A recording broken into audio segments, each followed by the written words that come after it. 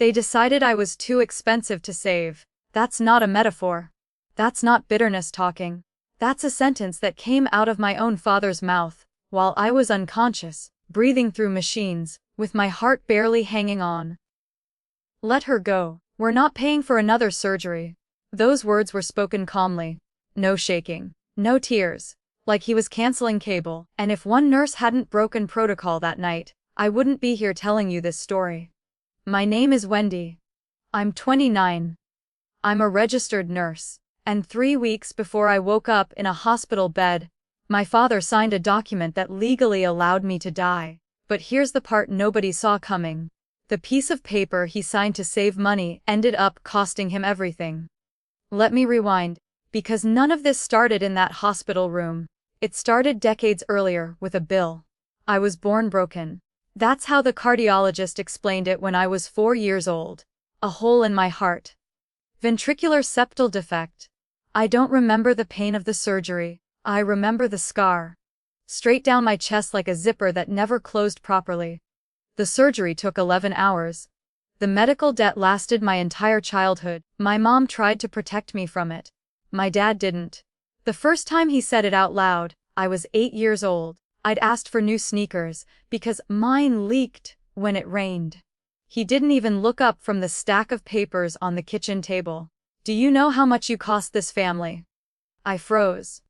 $214,000, he said. That's how much? I didn't get the sneakers. And from that moment on, I learned a very specific lesson: love had a price tag. And I was always over budget. By middle school, I stopped asking for anything. By high school, I worked babysitting jobs to pay for my own supplies. By 18, I signed my student loans alone while my older sister's tuition was fully covered. Nobody questioned it. She got a car at 16. I got a bus pass. She got restaurant birthdays. I got boxed cake and a card signed only by my mom. And the wild part, I wasn't angry. I genuinely believed I owed them. When someone tells you your entire life that you're a debt, you start acting like one. Quiet. Grateful. Apologetic for existing. The only person who never treated me that way was my grandmother. My grandma Lillian lived in a small brick house on Elm Street in Norristown, Pennsylvania. 2 bedrooms, 1 bathroom, a porch swing that creaked when the wind hit it just right. She'd lived there forever. When I was 23, fresh out of nursing school and drowning in loans, I started visiting her every Saturday. I brought groceries, checked her blood pressure, sat on that porch and listened to her stories. She never once reminded me what I cost. She asked if I'd eaten. She asked if I was tired. She asked how my heart felt. Emotionally, not medically. One afternoon, near the end, she squeezed my hand and said something strange. I've taken care of things for you, Wendy. When the time comes, a man named Kessler will find you. I laughed it off. She was 84. I assumed it was age or medication talking. My father hated that I visited her. You're wasting gas, he'd say. She doesn't even remember you. That was a lie. My grandmother remembered everything. She died quietly one Thursday morning. My father rushed the funeral. No speeches, no emotions, no spotlight. When I asked to say something, he stopped me at the door. Keep it short. We're not making a spectacle. So I stood in the back row and swallowed my goodbye. I didn't understand what she meant about Kessler. Not yet. 3 months later, I was driving home after a 12-hour night shift. It was 4:17 a.m. light rain, empty road. I was calculating sleep in my head. If I skip breakfast, I can get 6 hours. That calculation ended when a pickup truck ran a red light at 50 miles per hour. I don't remember the sound. I don't remember the glass. I was conscious long enough to say my name, and then everything went black. Brain swelling. Broken ribs. Internal bleeding. They rushed me into surgery at the same hospital where I worked. But the bleeding wouldn't stop. They needed a second surgery. A specialist. More time. And someone had to approve it. I wasn't married. I didn't have kids. So they called the emergency contact that had been sitting in my file since I was 18. My father. He arrived at the hospital at 10:47 p.m. And here's what still turns my stomach. He didn't go to my room. He didn't ask if I was conscious, or in pain, or alive. He went straight to billing. The first question out of his mouth was, How much is this going to cost? When the surgeon explained the estimate, he didn't argue. He didn't hesitate. He said, "She doesn't have a healthcare proxy, I'm her father." Then he signed a Do Not Resuscitate order. At 11:18 p.m., that document meant if my heart stopped, they were supposed to let me die. He walked out without ever seeing my face. And he went home believing his problem would solve itself by morning. What he didn't know was that someone else was about to step in. And what I didn't know yet was that while I was lying there between life and death, my father would make a second decision. One that would expose everything he really was. If one woman hadn't trusted her gut that night, I'd be a death certificate instead of a voice. That's not drama. That's math. Because paperwork almost killed me. And one nurse almost got fired for saving my life. Her name was Patricia Walsh, but everyone called her Pat. 28 years on the floor. Gravel voice. Zero tolerance for nonsense. The kind of nurse who didn't panic. She noticed. Pat was at the nurse's station when my father walked out of billing. She watched him cross the hallway with that calm, controlled stride, no tears, no shaking hands, no urgency, just irritation, like someone who'd just gotten bad service. She saw him stop Dr. Hale, the surgeon in charge of my case. She heard every word. "How much for the second surgery?" my father asked. Dr. Hale gave him the estimate. Pat said later there was a pause. Not a shocked pause. A calculating one. Then my father said it. "She's been a financial drain her whole life." Pat said the station went quiet. Like the building itself leaned in. "Don't resuscitate," he added. He signed the form. Hand steady. No second thoughts. Then he asked, "Is there anything else I need to sign?" and left. Pat stood there gripping the counter so hard her knuckles turned white. She didn't scream. She didn't chase him down. She did something smarter. She opened my employee file. Every nurse at that hospital fills out an onboarding packet, emergency contact, allergies, insurance, and at the very bottom, a healthcare proxy section that most people skip. I didn't. 3 years earlier, after watching too many families tear each other apart in ICU hallways, I'd signed mine over to my best friend. Her name was Deborah, and Pat found it in under 2 minutes. She stared at the screen, double-checked the phone number, then picked up the receiver. It was 11:14 p.m. Deborah answered on the second ring. Pat didn't sugarcoat anything. She told her about the accident, the coma, the second surgery, and then she said the sentence that flipped everything. Her father signed a DNR to stop treatment. There was silence. Then Deborah said, "I'm leaving now." Deborah drove 90 minutes through rain. No shower, no packing, no questions. She walked into the hospital at 12:51 a.m. with shaking hands, her ID, and a copy of the proxy form she'd kept in a filing cabinet just in case. She revoked the DNR, she authorized the surgery. Dr. Hale scrubbed in within the hour, and my father slept peacefully at home, believing the machines would shut off without resistance.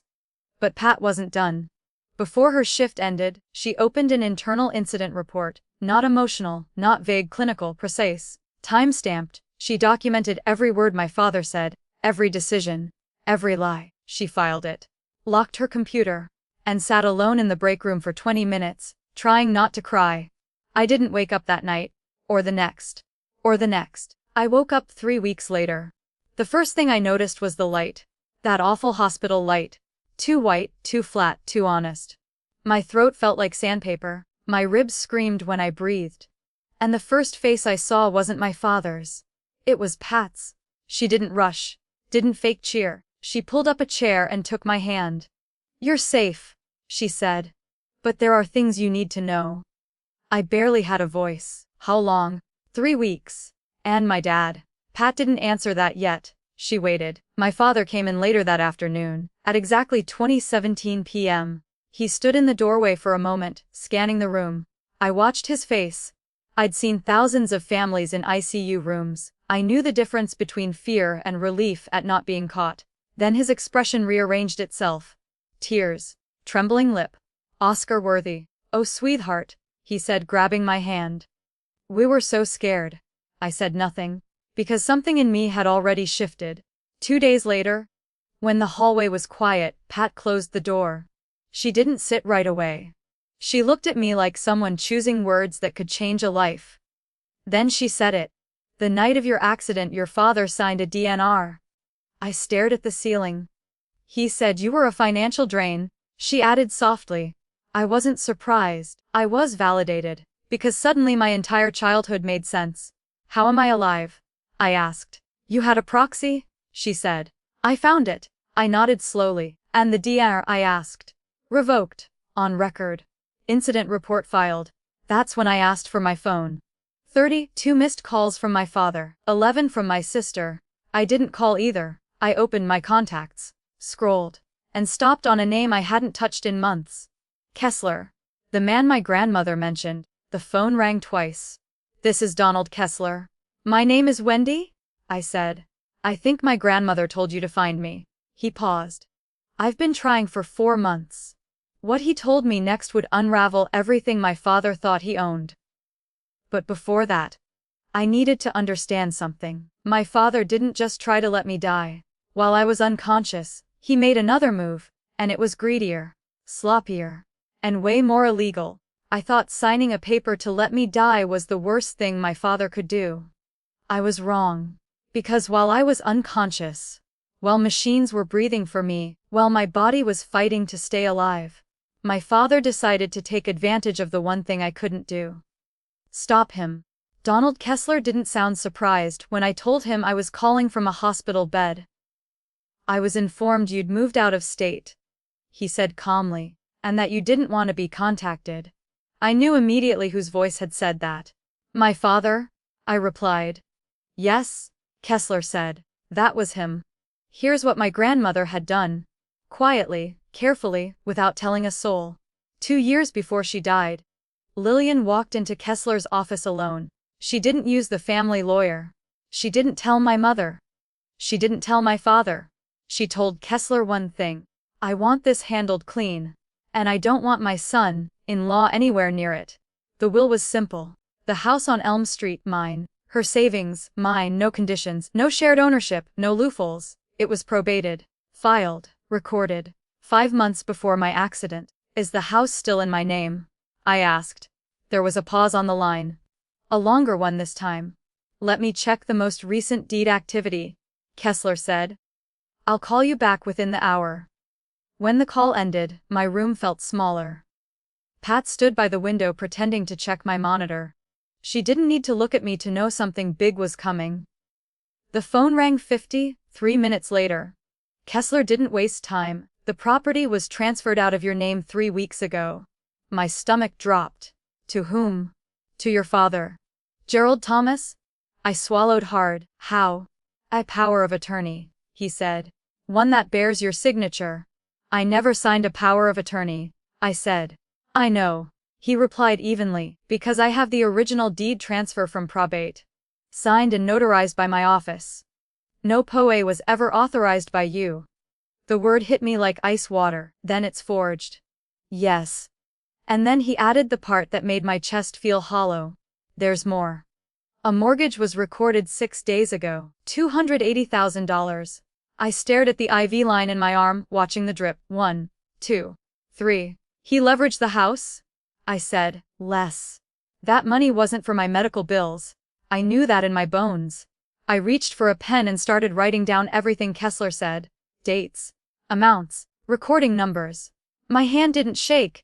Maybe because this wasn't shocking, it was confirmation. Do you want to press charges? Kessler asked. Not yet, I said. I want to see how deep this goes. There was a pause. Your grandmother also left you a letter, he said. She instructed me to deliver it to you personally. My throat tightened. When can you come? Tomorrow morning. After the call, Pat finally turned from the window.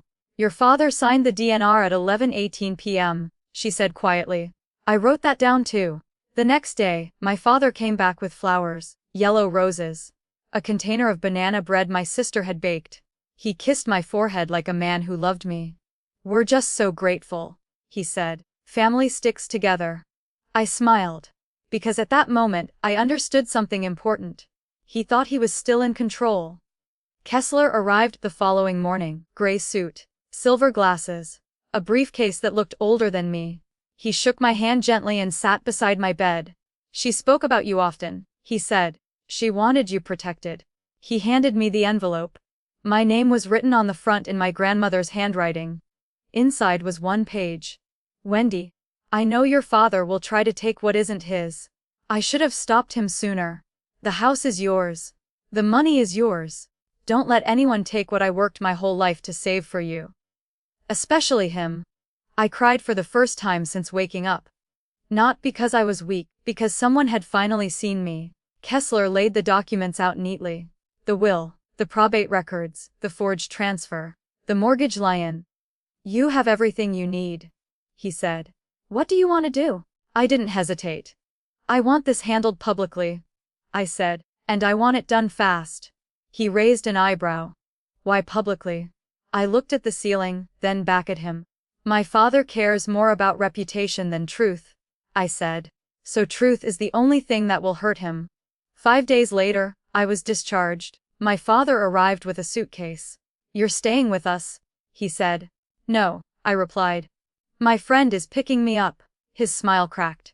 Just a little. That night, he called. By the way, he said casually, I've been handling Grandma's house. Don't worry about it. I smiled into the phone. Thanks, Dad. And hung up. He thought I didn't know. He was wrong. If you want to expose the truth, don't chase someone into the dark.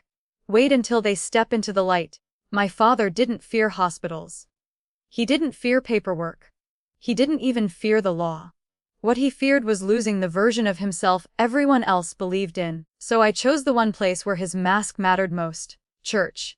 First Grace Community Church sat on a quiet road just outside the city. Red brick, white steeple, a parking lot that filled by 9:45 every Sunday like clockwork. My father had been a deacon there for 15 years. He shook hands at the door, organized fundraisers, fixed broken furnaces for free. Pastor David called him a man of sacrifice. People trusted him. Which is exactly why what happened next had to happen there. Every first Sunday of the month, the church hosted a community potluck. Folding tables, casseroles, a standing microphone for prayer requests and testimonies. My father always spoke. Always. So I circled the date on my calendar. Sunday. Kessler and I prepared everything that week. The motion to void the fraudulent deed was ready. The bank had been notified of the disputed title. The police report was filed. Nothing public yet. Not until Sunday. The night before, my father called again. Grandma's house is taken care of, he said. You don't need to stress. I said. Okay. I let him believe it. Sunday morning, I stood in front of the mirror. The bruises were fading. My ribs still hurt. I didn't wear makeup. Didn't wear jewelry, just clean clothes and my grandmother's silver studs. I carried the folder. The fellowship hall smelled like coffee and old carpet. My father stood at the microphone. My youngest daughter nearly died, he said, voice trembling perfectly. But God is faithful. Applause filled the room. Then he gestured toward me. And today, Wendy is here. I stood and walked forward. Dad, I said into the mic. Can I say something? He smiled wide. Of course. He handed me the microphone. I need to correct something? I said. The room went still. My father didn't stay by my bedside. I continued. He signed a Do Not Resuscitate order to stop my surgery. Gasps. Someone dropped a fork. I held up the hospital report. These are his words. The side door opened. Kessler walked in. My father turned.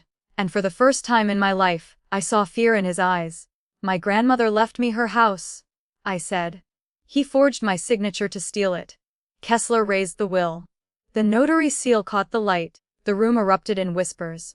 My father stepped back. I'm giving you a choice, I said calmly. Return what you stole, or face the law. He looked around. No one moved. He walked out. And everything he built walked out with him. Here's the lie people believe about public confrontations. That the explosion is the ending. It's not. The explosion is just the sound of the foundation cracking. What comes after? That quiet, irreversible collapse. That's the real damage. My father didn't slam the door when he left the fellowship hall. He didn't shout. Didn't argue. Didn't throw one last line over his shoulder. He just walked. And that silence told everyone more than any defense ever could. For a full 10 seconds, nobody moved. Plates sat untouched. Coffee cups hovered midair. Then the room exhaled. Not loudly, not dramatically, just enough to signal something had shifted. I set the microphone down. My grandmother loved this church, I said.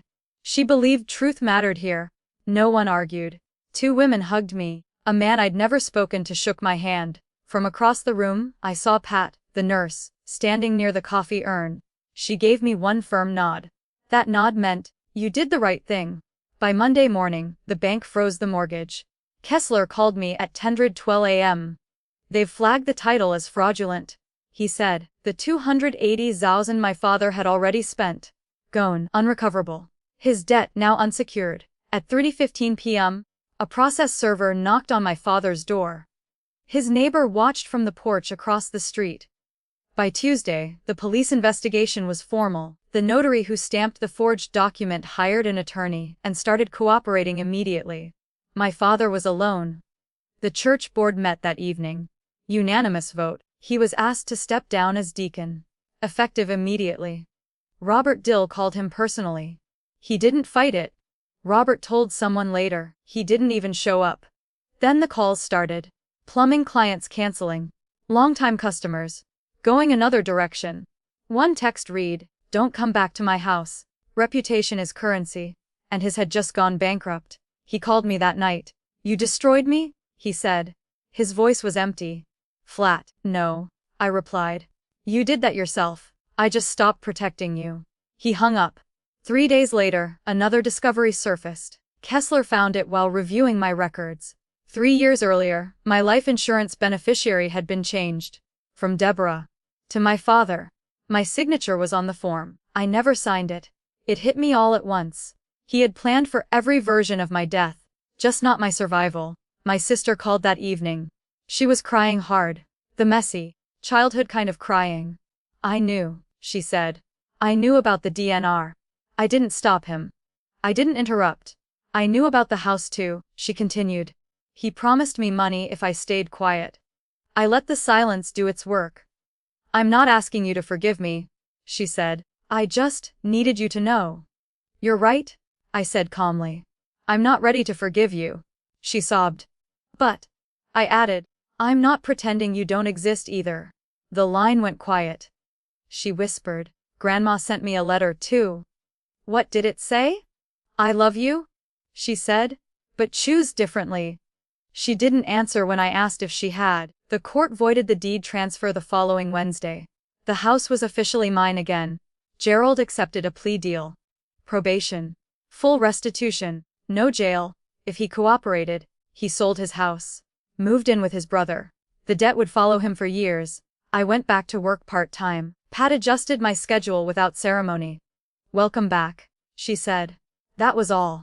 One Saturday in October, I unlocked my grandmother's front door. Lavender filled the air. Her photo sat on the mantel. I sat in her chair. For the first time in my life, I was in a place that was mine. Not because I earned forgiveness, because someone loved me enough to plan ahead. I used to think being a good daughter meant absorbing pain quietly. I was wrong. Boundaries aren't revenge, they're survival. Nobody tells you what happens after justice. They talk about closure like it's fireworks. Bright, loud, instant. It's not. Closure is quiet. It's waking up one morning and realizing your chest doesn't feel tight anymore. After everything went public, the calls slowed down. The texts stopped. People moved on the way they always do. Onto their own lives, their own problems, their own dinners and deadlines. And suddenly, there was space. Too much space. For weeks, I woke up before my alarm. Not from nightmares, from habit. My body was still braced for impact. Still waiting for someone to tell me what I owed. Deborah noticed first. "You don't apologize anymore," she said one night while we were eating dinner on her couch. "For what?" "For existing," she replied. I froze, because she was right.